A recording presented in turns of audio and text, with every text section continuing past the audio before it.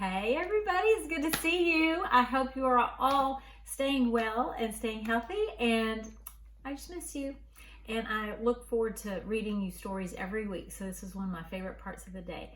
I have a great book today. It's called How Big is God? That's something that we can all, no matter what age we are, we all wonder that sometimes. How big is God? This book is written by Lisa Tawn Berggren, and I wanted to share it with you, okay? How big is God? It's about a mom and a little boy, or a mom talking to her little boy. All right.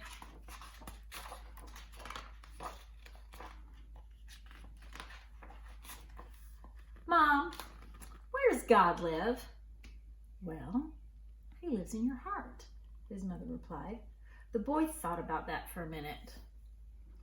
If God is in my heart, he must be very, very tiny. It's amazing, isn't it? He can be inside of us, beside of us, and all around us, all at the same time. If he's here with us, is he at our neighbor's house too? Asked the little boy. Well, yeah, he can go anywhere he wants all the time. Wow, like a superhero? Can he fly through the walls? Well, he doesn't have to fly. He's already there. He's everywhere. From Antarctica to the North Pole, from Argentina to Zimbabwe. The boy whispered, but is he here now? With us? Right here, right now, with us. Yes. His mother whispered back. Whoa. I don't get it. His mother nodded. Well, you will. So he could be as tiny as a little tree seed, but then what does the tree turn into? Or a tall tree. He could be as small as one little snowflake that you catch on your mitten, or as large as a field covered with snow, a foot deep. He can be as small as a single drop of rain, or as big as the deepest ocean. Huh, is he with all of my friends? Asked the little boy. Well, of course.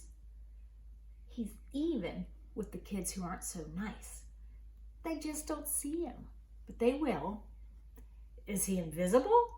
Well, at times he is invisible, but God is everywhere around us. And if we train our eyes to see him, we can. He's like the wind, the same wind that can fly a kite that also rushes over the peak of a mountain. We can't see the wind, but we can feel the wind, just like we can feel God's presence. Can he be at school, your friend's school, and every school? Yes.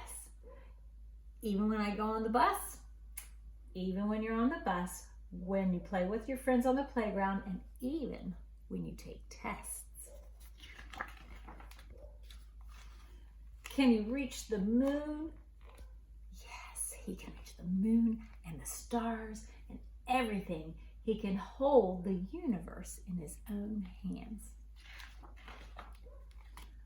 But Mom, how can he fit so many places and still be so small to fit in my heart? Well, think of him like sand, small enough to get into your sock or fit in your hand, or big enough to make a whole sand dune at the beach or a whole desert. So one tiny grain of sand can turn into something big. That's like God. He's like the water bubbling quietly in a little mountain spring, but becoming a mighty waterfall. Look at that, like a big waterfall that can splash in. He's enormous, he's mammoth, he's gargantuan, but teensy weensy tiny 2. You got it. The boy sighed, tired after a long day. I'm glad that such a big God can still fit right in my heart. Me too. Out of all the places that God is, that's his favorite place to be. The end. Thanks for joining me for story time, and I'll see you next week.